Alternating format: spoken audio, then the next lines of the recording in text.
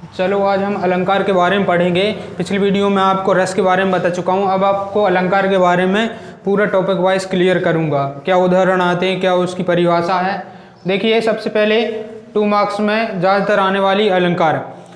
काव्य की शोभा बढ़ाने वाले साधनों को या धर्मों को, साधनों की जगह धर्मों भी लिख सकते हो। काव्य की शोभा बढ़ाने वाले साधनों या धर्मों को क्या कहते हैं अपन? अलंकार कहते हैं। ठीक है। मुख्यतः अलंकार कितने प्रकार के होते हैं? 3 प्रकार के। कौन कौन से? शब्द अलंकार, अर्थ अलंकार और उभय अलंकार। ठीक है। जहां देखिए अपन शब्द अलंकार के बारे में पढ़ेंगे, जहां शब्द चयन द्वारा कथन से सौंदर्य आता हो। भाई शब्द को चुना जाए, उसमें क्या सौंदर्य बढ़ता हो, वहां क्या होता है? शब्द अलंकार। अर्थ अलंकार, जहां कथन के अंतर्गत सौंदर्य हो, मतलब जिसका अर्थ निकले, वहां क्या होता है? अर्थ अलंकार। उसके बाद में जहां कथन में शब्दगत और अर्थगत मतलब दोनों का मिक्सअप हो, वहां क्या होता है? उभय अलंकार होता है। कुछ अलंकार इस प्रकार हैं जिसमें पूछ सकते हैं वो उनकी परिभाषा और उनके उदाहरण। कई बार पूछे हैं, इस बार सिलेबस में नए आ चुके हैं, जिसमें इस प्रकार हैं उदाहरण। ठीक है। अब देखिए उपमा अलंकार। उपमा अलंकार का अर्थ एवं उदाहरण देकर समझाइए। 2 नंबर में पूछ सकते हैं। एमपी बोर्ड में कई बार आए हैं ऐसे क्वेश्चन। एक ही वस्तु किसी दूसरी वस्तु की समानता के कारण क्या हो? तुलना की जाए, वहां क्या होता है? उपमा अलंकार होता है। जे इसकी हो गई परिभाषा। उदाहरण, पीपर पात सरसी मन डोला, मतलब इसका क्या होता है? पीपल के पत्ते जो रहते हैं उनके समान मन डोलने लगता है। क्या हो गया? पीपर पात सरसी मन डोला, मतलब पीपर के पत्ते के समान मन डोल रहा है। ठीक है। मानवीकरण अलंकार, ये भी नया अलंकार पहले इसमें सिलेबस में थे श्लेष और व्यतिरेक वगैरह वाले। अब मानवीकरण नया अलंकार आपको देखने को मिला है। देखिए, छायावादी जो कवि हैं वो क्या करते हैं? प्रकृति प्रेम में अभिव्यक्त करने के लिए प्रकृति का मानवीकरण करते हैं, मतलब जो प्रकृति रहती है उसका चित्रण करते हैं, उसे क्या कहते हैं? मानवीकरण अलंकार। मेघ में आसमान से उतर रही संध्या सुंदरी परीसी धीरे धीरे धीरे। ठीक है। जे किसके बारे में? मेघ मतलब बादल के बारे में बोला गया। ठीक है। अब देखिए भ्रातिमान अलंकार।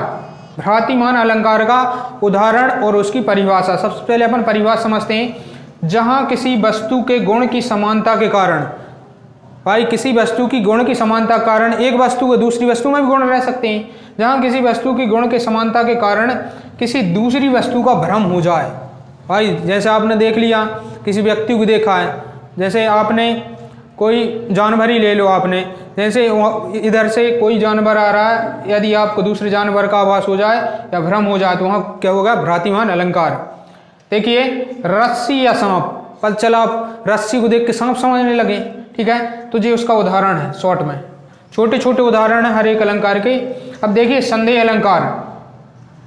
संदेह मतलब होता है किस चीज का संदेह होना? जहां रूप रंग या गुण की समानता के कारण किसी वस्तु को देखकर, भाई जहां रूप रंग और गुण की समानता के कारण किसी वस्तु को देखकर निश्चय न हो कि यह वही वस्तु है। भाई संदेह लग रहा है पर है वही वस्तु। ठीक है। उदाहरण भी इसका बहुत ही शानदार है।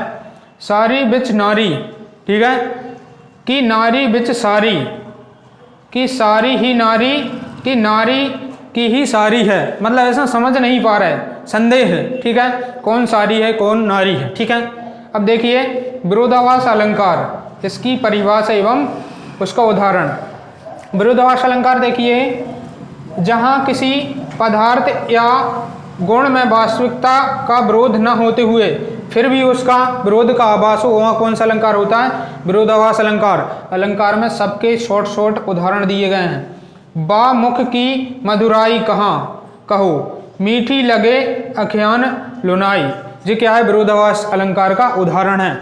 छोटे छोटे उदाहरण दिए गए हैं जो आपको जल्दी याद होंगे। अब लास्ट वाला बचा आपका पुनरुक्ति अलंकार, ये भी IMP है। जहां एक शब्द का प्रयोग 2 बार या फिर उससे अधिक बार या बार बार हो, क्या होता है? पुनरुक्ति अलंकार होता है। जैसे अपन देख ले रहे हैं, सुबह सुबह बच्चे काम पर जा रहे हैं, जिसमें क्या है? सुबह सुबह बार बार आ रहा है। कौन सा अलंकार है? पुनरुक्ति अलंकार है। इस प्रकार आप इसका स्क्रीनशॉट ले लीजिए और इसे पढ़ लीजिए। ठीक है। इस बार आने वाले हैं ये अलंकार।